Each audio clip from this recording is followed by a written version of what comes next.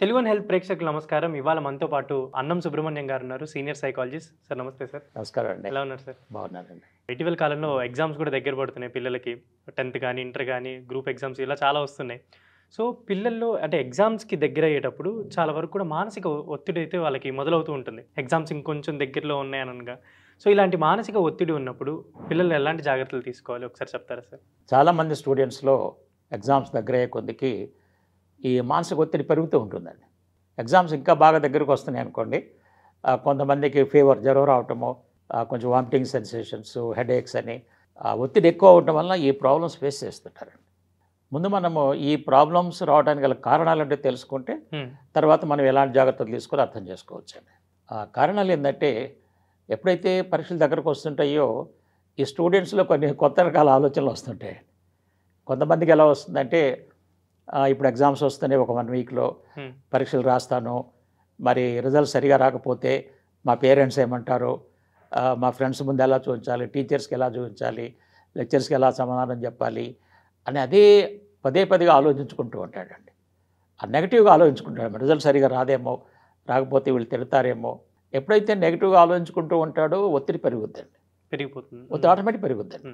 అంటే ఇతను రిజల్ట్ సరిగా రాకపోతే వీళ్ళు తిడతారేమో అని అనుకుంటున్నాడు కదా, భయం ఉంటుంది. ఆల్మోస్ట్ కార్పొరేట్ కాలేజీలు ఏం చేస్తారంటే, ఈ మార్కులు తక్కువ వచ్చినప్పుడు, వాళ్ళ ర్యాంక్ తగ్గినప్పుడు తిడుతుంటారు. కౌన్సిలింగ్ తర్వాత ముందు తిడతారండి. ఆ తిట్టిన ఏమైనా గుర్తుకొస్తుంటాయండి వీళ్ళకి. అట్లనే పేరెంట్స్ కూడా కొన్ని సందర్భాల్లో ఏం చేస్తుంటారు, కంపేర్ చేస్తుంటారు. చూడు ఎదురు 70 చూడు ఎట్లా మార్కులు వస్తున్నాయో, నువ్వు చూడు ఎప్పుడు 60% దాటలేకపోతున్నావు అని వీళ్ళు ప్రెషర్ పెడుతుంటారండి.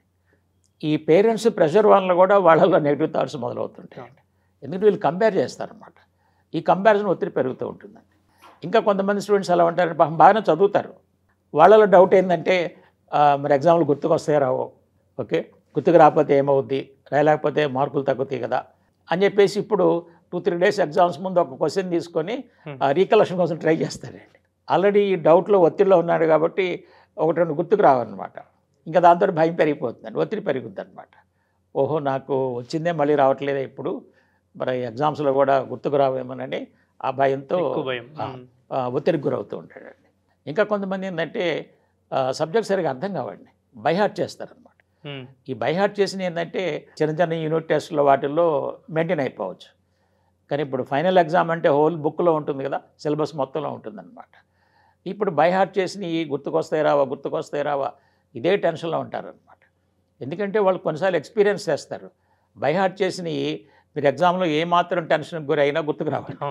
ఓకే, బయటకు వచ్చిన తర్వాత మళ్ళీ మనసు ప్రశాంతంగా ఉండగా అన్నీ గుర్తుకొస్తాయి అన్నమాట.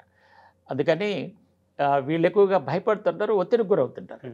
సో ఇంకా కొంతమంది ఏం చేస్తుంటారంటే, పరీక్ష రోజు బాగా లేట్ నైట్ కూర్చుంటారండి, సిలబస్ కవర్ అవ్వలేదు, చదివేయాలని చెప్పి చూస్తుంటారు. సరిగా నిద్రపోతేలకి ఆటోమేటిక్ ఒక నిద్ర సెన్సేషన్ వస్తుంటుంది, ఒక ప్రెషర్ క్రియేట్ అవుతుందండి. అంటే బ్రెయిన్ సరిగా పనిచేయలేదన్నమాట. సో ఈ విధంగా వీళ్ళు ఏం చేస్తున్నారంటే, రకరకాలుగా ఆలోచించుకొని ఒత్తిడికి గురవుతున్నారు. కొంతమంది కానీ సబ్జెక్టులు అర్థం కాకపోతే వీళ్ళు ఎంత చదివినా ఒకసారి గుర్తుకు రావండి. ఆ గుర్తుకు రాకపోవడం కూడా ప్రాబ్లమ్స్లో పడుతుంటారు అన్నమాట. సో కొంతమంది ఏమన్నా సరిగా హెల్త్ మెయింటైన్ చేసుకోరు.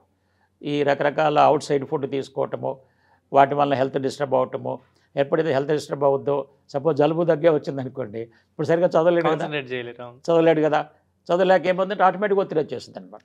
సిలబస్ కవర్ చేయకపోతే ఒత్తిడి వస్తుంది అనమాట. ఇక్కడ తెలుసుకోవాల్సింది ఏంటంటే, ఎప్పుడైతే వీళ్ళకి ఒత్తిడి పెరుగుద్దో 2 నష్టాలు ఉంటాయండి.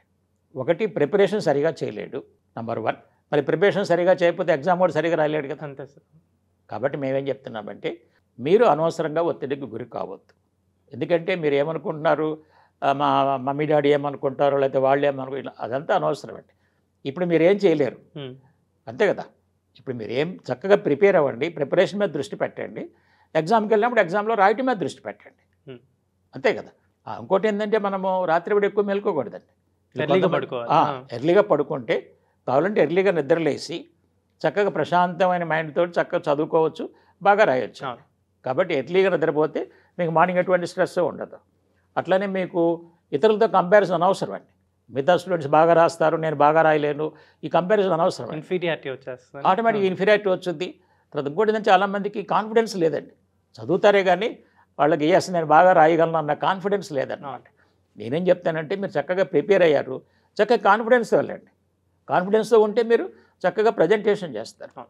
కాబట్టి ఈ విధంగా మనము మంచి కాన్ఫిడెన్స్ పెట్టుకొని, అదేవిధంగా కాన్సన్ట్రేషన్ కూడా చాలా ఇంపార్టెంట్ అండి.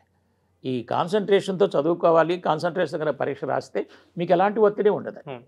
సో ఈ ప్రికాషన్ జాగ్రత్తలు కనుక తీసుకుంటే, నేను చాలామంది స్టూడెంట్స్కి ఎగ్జామ్స్ ముందు నా దగ్గరకు వస్తుంటారండి. 1 మంత్ ముందు, 2 మంత్స్ ముందు వాళ్ళందరికీ చక్కగా కౌన్సిలింగ్ ఇచ్చి, ఈవెన్ యావరేజ్ స్టూడెంట్స్ని కూడా మంచి టాప్ మార్కులు వచ్చేటట్టుగా వాళ్ళ కౌన్సిలింగ్ ఇస్తామండి. వాళ్ళని ఆ విధంగా ప్రిపేర్ చేస్తామన్నమాట.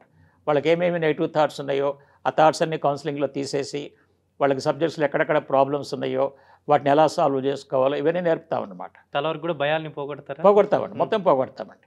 ఇంకోటి కూడా ఏం చెప్తామంటే, ఇంపార్టెంట్ క్వశ్చన్స్ ఉంటాయి కదా, వాటిని చూడకుండా ప్రాక్టీస్ చేసుకోవాలండి. రాయటం ప్రాక్టీస్ చేస్తే ఏంటంటే మీ ఎగ్జామ్లో రైటింగ్ కదా, చాలామంది ఓరల్గా చదువుకెళ్తారు. కానీ ఇప్పుడు మన ఎగ్జామ్ రిటర్న్ ఎగ్జామ్ కానీ ఓరల్ ఎగ్జామ్ కాదు. కాబట్టి రిటర్న్గా మీరు కనుక ప్రాక్టీస్ చేసుకుంటే కొన్ని ఇంపార్టెంట్ క్వశ్చన్స్ అవి పరీక్షలో వస్తే మీరు ఈజీగా రాసుకోవచ్చు. అప్పుడు మీరు ఎలాంటి ఒత్తిడికి కూడా గురవ్వాల్సిన అవసరం ఉండదన్నమాట. అదేవిధంగా ఇక్కడ పేరెంట్స్ కూడా ఏంటంటే, పేరెంట్స్ కూడా ఏం చేస్తారంటే పద్దాక పరీక్షల దగ్గరికి వచ్చినాయి చదువు చదువు చదువు అని బాగా ఒత్తిడి పెడుతున్నారండి. దానివల్ల కూడా అనవసరం ఒత్తిడి పెరుగుతుందండి. ఒత్తిడి పెరిగితే చదవలేరు. కాబట్టి పేరెంట్స్ కూడా ప్రెషర్ తగ్గించాలి. పేరెంట్స్ కూడా సపోర్టింగ్ రోల్లో ఉండాలండి. ఇప్పుడు వాళ్ళకు 2 గంటలు చదువుకున్నారు, వాళ్ళకి ఏదైనా మంచి ఫుడ్ ఇవ్వటమో, లేకపోతే మంచి హెల్త్ డ్రింక్ ఇవ్వటమో, లేకపోతే కొన్ని చాక్లెట్లు ఇవ్వటమో, ఎంకరేజ్ చేయటమో, అవి చేస్తూ ఉంటే మానసిక ఒత్తిడికి గురవ్వాల్సిన అవసరమే ఉండదు. Okay sir, thank you sir. Okay, నమస్కారం. సో చూశారు కదా, మీరు కూడా పరీక్షల టైంలో ఎలాంటి ఒత్తిడి లేకుండా మీ ఎగ్జామ్స్ మంచిగా రాసి మంచి రిజల్ట్స్ రావాలంటే సార్ చెప్పినట్టు డెఫినెట్లీ మనం పాటిస్తే మనకి లైఫ్లో మంచి రిజల్ట్స్ వస్తాయి. అంతేకాకుండా మన లైఫ్లో కూడా మంచి అనుభవాన్ని మనం పొందుతాం. Thank you.